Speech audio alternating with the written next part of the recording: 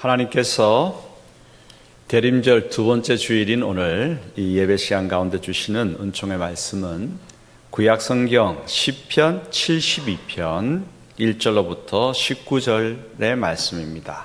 한 절씩 교독하겠습니다. 하나님이여, 주의 판단력을 왕에게 주시고 주의 공의를 왕의 아들에게 주소서. 그가 주의 백성을 공의로 재판하며 주의 가난한 자를 정의로 재판하리니, 오로 말미암아 산들이 백성에게 평강을 주며 작은 산들도 그리하리로다. 그가 가난한 백성의 억울함을 풀어주며 궁핍한 자의 자손을 구원하며 아파가는 자를 꺾으리로다. 그들이 해가 있을 동안에도 주를 두려워하며 달이 있을 동안에도 대대로 그리하리로다. 그는 맨풀 위에 내리는 비같이 땅을 적시는 소낙비같이 내리리니, 그의 날에 오인이 흥왕하여 평강의 풍성함이 달이 닿을 때까지 이르리로다. 그가 바다에서부터 바다까지와 강에서부터 땅끝까지 다스리리니, 광야에 사는 자는 그 앞에 굽히며 그의 원수들은 티끌을 핥을 것이며, 다시스와 섬의 왕들이 조공을 바치며 스바와 스바 왕이 예물을 드리로다. 모든 왕이 그의 앞에 부복하며 모든 민족이 다 그를 섬기리로다. 그는 궁핍한 자가 부르짖을 때에 건지며 도움이 없는 가난한 자도 건지며, 그는 가난한 자와 궁핍한 자를 불쌍히 여기며 궁핍한 자의 생명을 구원하며, 그들의 생명을 압박과 강포에서 구원하리니, 그들의 피가 그의 눈앞에서 존귀 여김을 받으리로다. 그들이 생존하여 스바의 금을 그에게 드리며 사람들이 그를 위하여 항상 기도하고 종일 찬송하리로다. 산꼭대기 땅에도 곡식이 풍성하고 그것의 열매가 레바논같이 흔들리며 성에 있는 자가 땅에 불같이 왕성하리로다.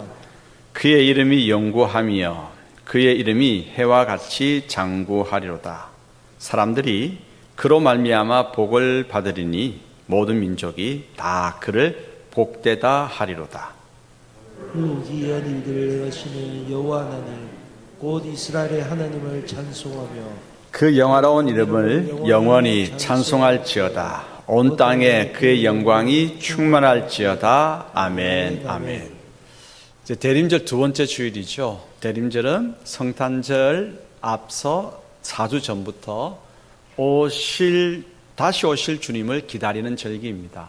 첫 번째 성탄, 2000년 전에 예수님께서 오신 그 첫 번째 성탄의 그 은혜를 우리가 다시 한번 기억하고, 그리고 분명히 다시 오실 예수 그리스도의 재림을 기다리면서 오늘 그 주님을 기다리는 주님의 백성답게 우리의 삶을 준비하면서 기다리는 모두가 되기를 소원합니다. 그래서 기다림이라고 하는 시를 한번 같이 읊어보기를 원합니다. 화면 보면서 감정을 좀 담아서 한번 읽어보십시다. 저녁 하늘에 별 하나 걸리면 나는 그 빛 붙잡고 당신을 기다립니다.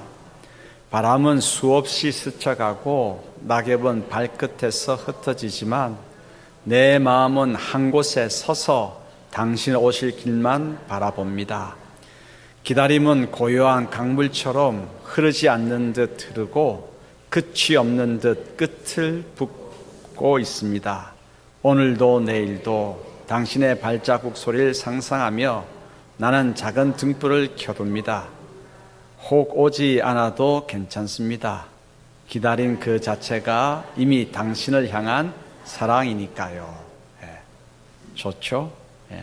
중간에 보면 기다리는데 끝이 없는 듯, 기다림이 끝이 없는 듯, 그러나 끝을 품고 있습니다.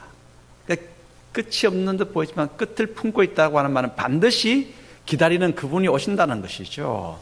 그래서 반드시 오실 그분을 위해서 나는 작은 등불을 켜둡니다. 등불을 켠다라고 하는 것을 오늘 대림절과 연결해서 보면 다시 오실 주님을 맞이하기 위해서 주님께서 기뻐하실 우리의 행실을, 삶을 준비한다. 그래서 등불 하나 켜둡니다. 반드시 오실 분이시지만 혹 오지 않아도 괜찮습니다. 사실 괜찮은 게 아니죠. 이미 확신하고 있기 때문에 그래서 이렇게 고백을 할 수 있는 것입니다. 기다림 그 자체가 이미 당신을 향한 사랑이니까요. 대림절은 기다림의 절기입니다. 우리는 오실 메시아 예수 그리스도를 기다리며 준비합니다. 대림절에 이제 전통적으로 시편 72편을 많이 읽습니다. 그 이유가 뭐냐면 하나님께서 보내주실 왕을 기다리는 노래가 시편 72편이기 때문입니다. 72편 1절 다시 한번 읽어볼까요? 하나님이여 주의 판단력을 왕에게 주시고 주의 공의를 왕의 아들에게 주소서. 하나님께서 한 왕에게 판단력을 주셔서 온 땅을 공의와 정의, 평화로 다스리게 하셔서 그 온 땅이 정말 기쁨의 장소가 되게 하시기를 구하죠. 그래서 이 왕은 하나님께서 이제 보내실 이 왕은 나라를 잘 다스릴 터인데 그가 다스리는 나라, 오늘은 여러 이제 측면에서 노래를 하고 있는데 그가 다스리는 나라를 통해서 하나님 나라의 모습이 이러하다라고 보여줍니다. 그래서 그 왕은 어려운 왕이요, 평화의 왕이요, 만민을 위한 왕이자 궁유를 베푸시는 왕입니다. 이 왕의 이 모습이, 기다리는 왕의 모습이 지금 우리가 대림절 기다리는 예수 그리스도의 모습, 예표라고 볼 수 있죠. 오늘은 세상에 다시 오실 예수 그리스도, 그분의 성품을 따라서 온 세상을 다스릴 것입니다. 어떤 성품을 따라서 세상을 어떻게 다스릴까? 여기에 초점을 맞추면서 우리를 향한 하나님의 음성을 경청하도록 하십시다.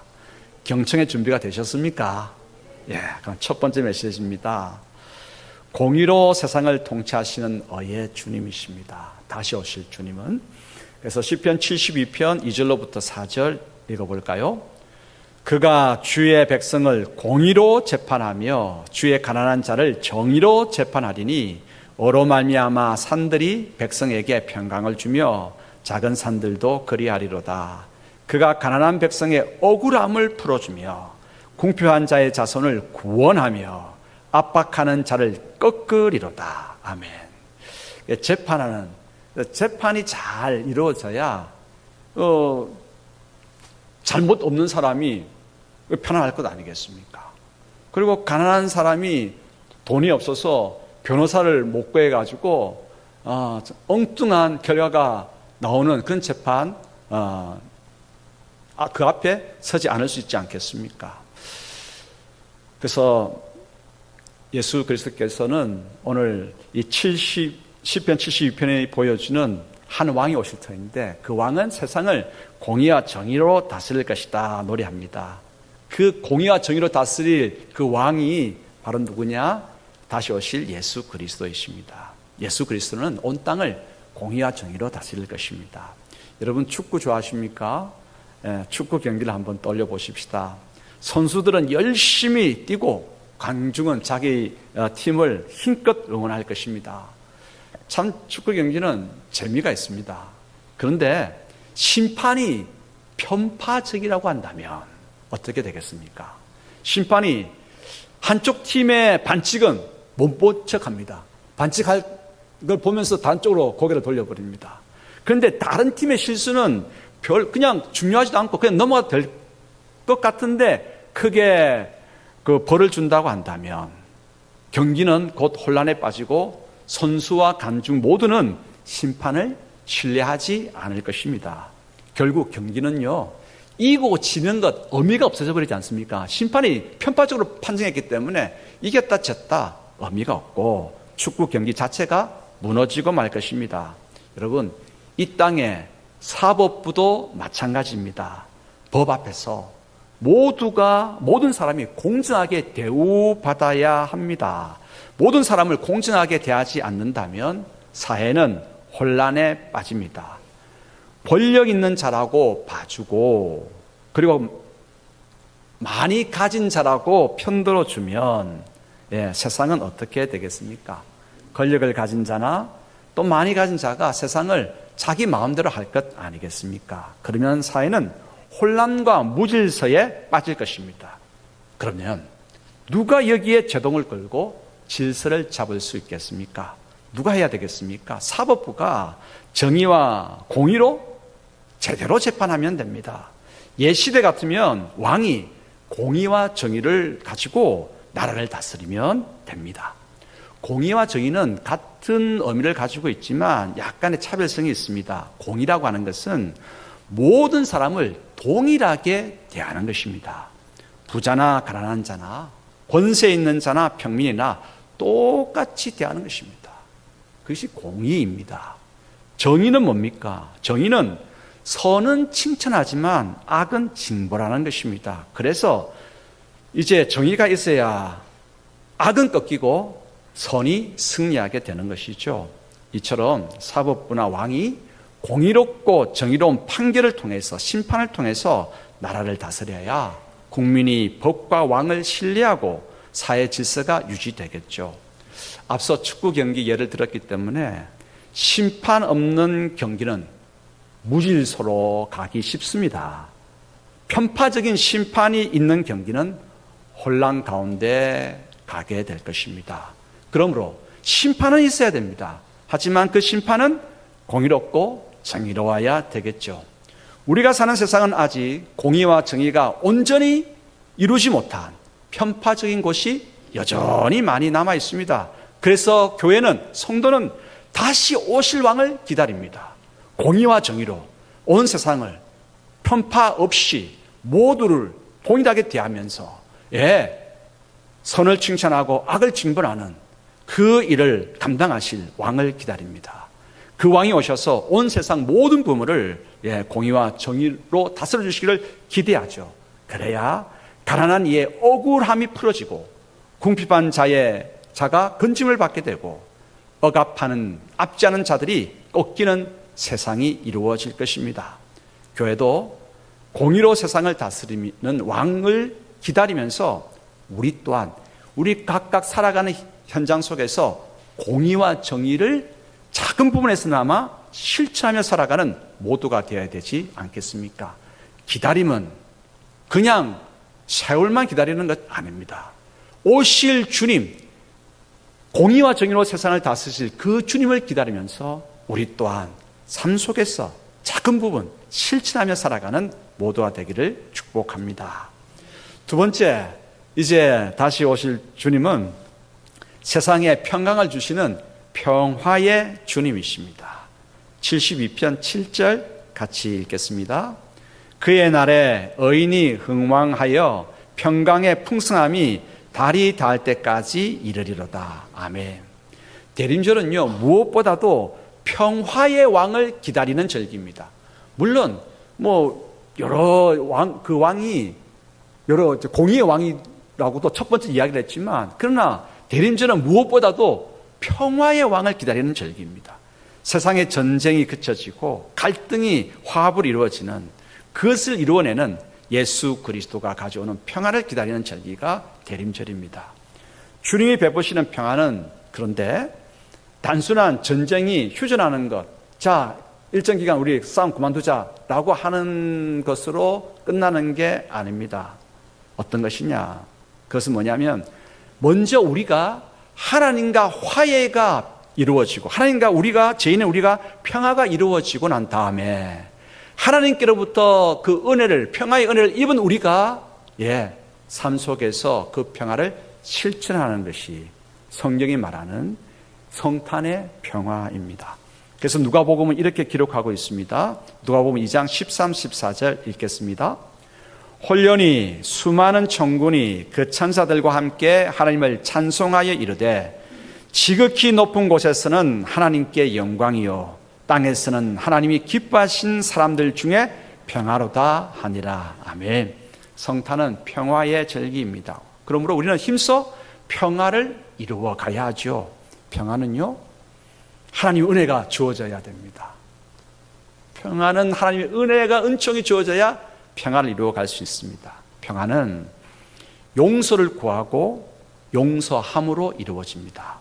평화는 포용하고 상대에게 안김으로 이루어집니다. 평화는 누가 잘했는지 잘잘못을 따지지 않고 환대, 친절히 맞아줌으로써 싹이 틉니다. 그러므로 성탄의 계절에 먼저 우리가 하나님의 은혜를 구하십시다. 우리가 정말 내 마음에 상처를 준 사람 포용하는 거 쉽지 않습니다. 언제 가능하냐? 하나님의 은혜가 우리 가운데에 부어지면 가능합니다. 주님께서 베푸신 용서의 은혜를 먼저 체험해야 됩니다. 그러면 우리가 하나님과 친밀해져서 하나님께서 우리에게 베푸신 용서, 포용, 환대를 닮아갈 수 있죠. 먼저 하나님께서 베푸시는 십자가의 은혜를 크게 체험하십시다. 그리고 하나님의 귀한 성품인 용서, 포용, 환대를 배우고 닮아가십시다. 그래서 지금 갈등 가운데 있는 형제에게 용서를 구하고 그 형제가 나에게 용서를 구하면 용서해 주십시다. 상대를 포용하고 상대에게 한번 안겨 보십시다. 여러분, 왜 상대에게 안기지 못하는 줄 아십니까? 내가 미운 사람에게 왜 안기지 못하는 줄 아십니까? 그 까닭은 자존심이 너무 세서 그렇습니다. 제가 자존심이 세게 보입니까? 안 세게 보입니까? 세게 보입니다. 이재철 집사님, 나중에 전심도 한번 보십시다. 이재철 집사님은 이게 설교를 들을 줄 알아요. 설교를 들을 줄 알아가지고 언제 추임새를 넣어야 될지를 정확하게 알고 있어요. 우리 모두는요, 뭐 저만 그런 게 아니라 모두가 다 자존심이 셉니다. 그래서 나는 지기 싫어하고, 그래서 내가 잘못했습니다 하고 상대에게 날 좀 안아주십시오라고 말하지 못하는 겁니다. 다시 한번 하겠습니다. 평안은 용서를 구하고 용서하면서 시작됩니다. 평안은 포용하고 안기는 것에서 출발합니다. 평안은 누가 잘했는지 따지지 않고 환대함으로써 싹이 틉니다. 이게 힘든 일이기 때문에 우리는 하나님의 은혜를 공급받아야 합니다. 십자가의 은혜를 공급받아야 합니다. 그럴 때 용서 구하고 용서할 수 있고 상대를 포용하고 상대에게 안길 수가 있습니다. 하나님께서 대림절을 맞은 우리에게 이렇게 말씀하십니다. 너희는 나의 자녀들이다. 세상에 화평을 심는 자가 되라. 그렇게 살아가라 말씀하십니다. 세 번째 메시지입니다. 온 세상의 주님, 다시 오실 주님은 온 세상 만민을 위한 주님이십니다. 시편 72편 8절 11절 읽겠습니다. 그가 바다에서부터 바다까지와 강에서부터 땅끝까지 다스리리니 모든 왕이 그의 앞에 부복하며 모든 민족이 다 그를 섬기리로다. 아멘. 시편 72편이 소개하는 이 왕은요, 예수 그리스도를 예표하는 이 왕은 땅의 일부 지역만 다스리는 왕이 아닙니다. 바다에서 땅끝까지 온 땅을 다스리는 왕입니다. 몇몇 민족만 다스리는 왕이 아니라 모든 민족 만민을 다스리는 왕입니다. 우리가 기다리는 예수 그리스도는 온 세상의 주님이십니다. 왕이십니다. 주님의 통치는 특정 민족이나 특정 지역에 국한되지 않습니다. 온 세상 모든 민족을 공의와 정의로 다스리시고 평화로서 이끌어 가십니다. 주님이 통치하실 영역이 온 세상 모든 민족 만민이라고 한다면 우리 또한 기도할 때 내가 원수처럼 여기는 지역이 있다라고 하면 그거는 싹 빼고 다른 쪽만 평화가 있기를 구한다고 하면 나는 지금 하나님에 대한 신앙을 잘못 실천하고 있는 것입니다. 우리의 주님은 어떤 분이십니까? 온 세상 모든 민족 만민을 위한 주님이십니다. 그렇기 때문에 나를 힘들게 한 나라가 있습니까? 나를 힘들게 한 단체가 있습니까? 그렇다면 그 단체, 그 나라를 위해서도 우리는 기도해야 합니다. 그것을 위해서 평화를 빌어야 합니다.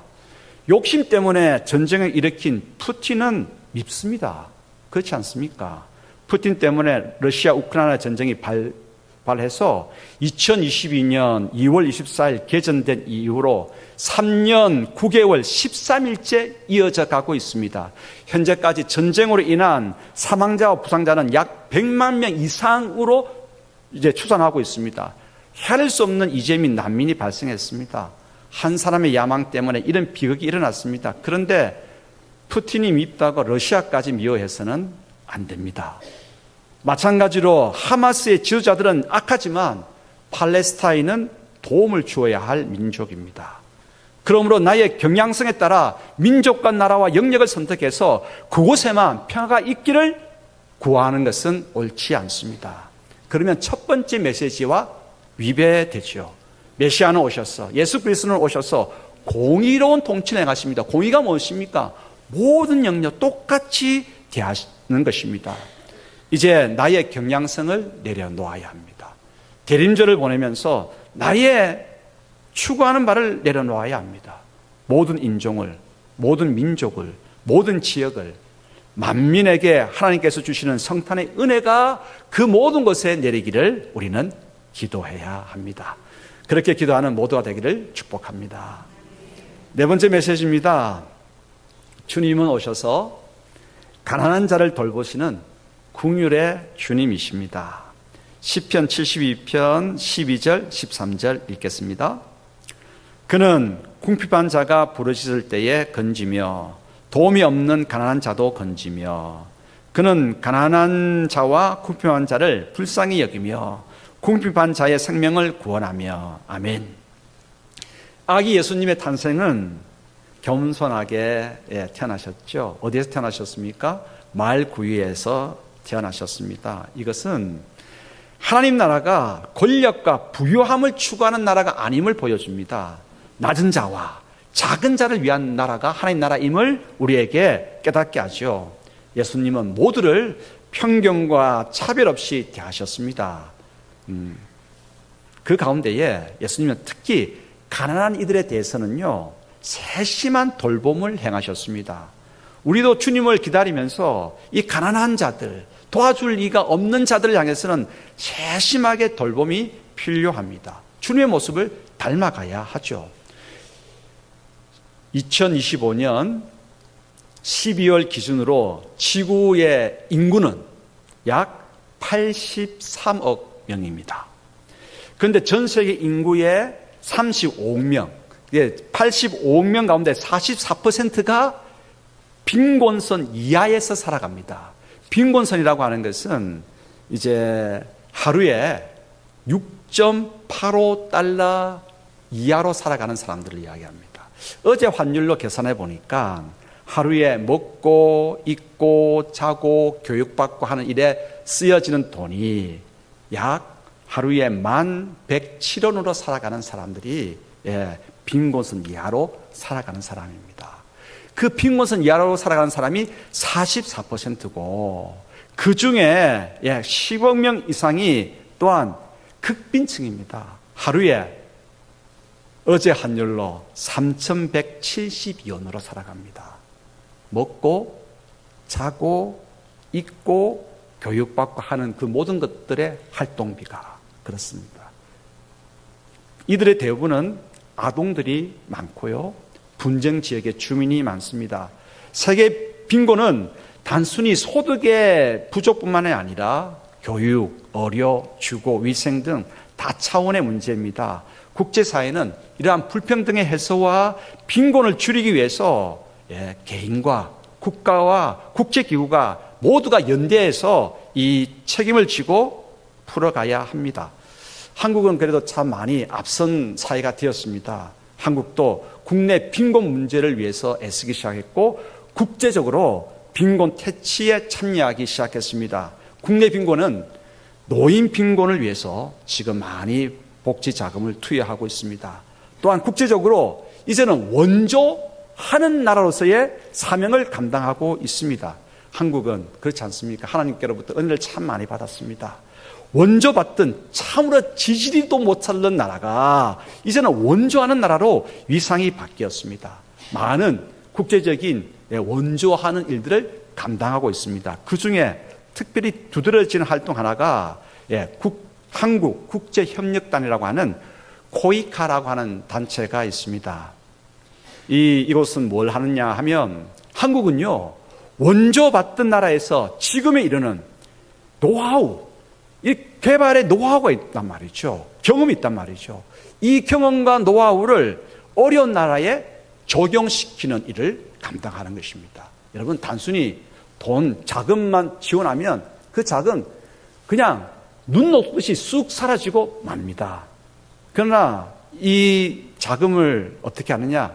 팀별로 나누어서 어려 부분, 교육 부분, 팀별로 나누어서 한 10명 정도 34세 미만의 젊은 층을 중심으로 팀을 꾸려가지고 어려운 나라에 가서 실제적으로 우리가 경험하고 있는 노하우를 가지고 한번 그들이 잘 전수받도록 해서 실제적으로 일어날 수 있도록 도와주는 것이죠. 정말 중요한 일 아닙니까? 그래서 참 우리나라의 위상이 참 높아졌다. 그런데 말입니다. 이제 한국 교회는 믿음의 청년들이 이러한 어려운 이웃을 돕는, 국제적으로 돕는 이 어려운 이웃을 돕는 프로그램에 적극 참여할 수 있도록 홍보하고 격려하고 도전해야 되지 않겠습니까? 오늘 지금의 이 설교 또한 그 도전하는 설교입니다. 한 6개월에서 많게는 한 3년 정도 그냥 자기가 가지고 있는 전문적인 지식을 가지고 얼마든지 많은 돈을 벌 수 있겠지만 그것을 줬고 세상을 돕는 일에 참여하는 것. 우리 교회부터 앞장서고 우리 젊은이들 그렇게 독려해야 되지 않겠습니까? 지난 최근에 8개 나라를 도왔습니다. 우간다, 우즈베키스탄, 방글라데시, 베트남, 탄자니아, 볼리비아 등 8개국을 최근에 도왔습니다. 성탄절을 맞아서 우리가 더욱더 이러한 일에 힘쓰는 선교 한국에 갇히는 이러한 세상을 돕는 일에 우리가 적극적으로 참여하는 것 또한 필요할 것입니다. 성탄절을 맞아서 작지만 어려운 이들과 함께하는 나눔의 실천 꼭 필요한 일이겠죠. 우리는 성탄절을 맞아서 매년 이웃 사랑 나눔을 하고 있습니다. 올해도 지금 진행하고 있습니다. 각 기관 그리고 부서에서는 이 성탄 이웃 사랑 나눔에 많이 동참해 주시기를 바랍니다. 여러분, 세상을 돕는 일은 내가 여유가 있어서 할 수 있는 게 아닙니다. 여유가 있어도 마음 없으면 못합니다. 여유가 없다 할지라도 마음 먹고 딱 일정 부분을 떼기 시작하면 할 수 있습니다. 하나님은 어떤 분이십니까? 야, 네가 힘든데 네 거 챙기지 뭐 남 돕는다 그래? 팔짱 끼시고 잘 하나 보자 팔짱 끼고 계시는 하나님 아니십니다. 제가 믿는 하나님은 여러분들이 우리들이 믿는 하나님은 어떤 분이십니까? 긍휼히 여기는 자를 긍휼히 여기셔서 더 풍성한 긍휼을 베풀 수 있도록 도우시고 지원하시는 분이 우리가 믿는 하나님 아니겠습니까? 그러므로 성탄절기에 세상을 돕는 교회, 세상을 또한 섬기는 그런 성도가 되도록 하십시다. 우리가 하는 일이 그리 크지 않아도 좋습니다. 조그만 이 세상을 돕는 행동이 세상을 따스하게 만들 것입니다. 이런 애씀을, 우리의 애씀을 하나님께서 기뻐하실 것입니다. 예수님은 이 땅에 왕으로 오십니다. 어려운 왕으로 오셨습니다. 공의와 정의의 왕으로 그렇게 다스리실 것입니다. 평화의 왕으로 오셨습니다. 만민을 위한 왕으로 오셨습니다. 가난한 자를 구원하시는 왕으로 오셨습니다. 그 주님을 기대하고 기다리면서 오늘 우리가 할 수 있는 바를 이곳에서 행하며 기다리는 모두가 되기를 축복합니다. 기도하겠습니다. 하나님, 정의와 공의의 주님을 우리 또한 실천하며 기다리겠습니다. 우리 또한 용서를 구하고 용서하며 평화의 주님을 기다리겠습니다. 온 땅 모든 만민을 위한 주님을 기다리며 우리 또한 우리의 편견을 내려놓고 모두를 포용하겠습니다. 모두를 한결같이 대하면서 특별히 가난한 자를 위해서 아버지 애쓰겠습니다. 아버지 하나님, 그러한 대림절이 될 수 있도록 우리 모두에게 하늘의 평강을 주시고 예수 그리스도여 우리 가운데에 평강을 크게 내려 주시옵소서. 예수 그리스도 이름으로 기도드리옵나이다. 아멘.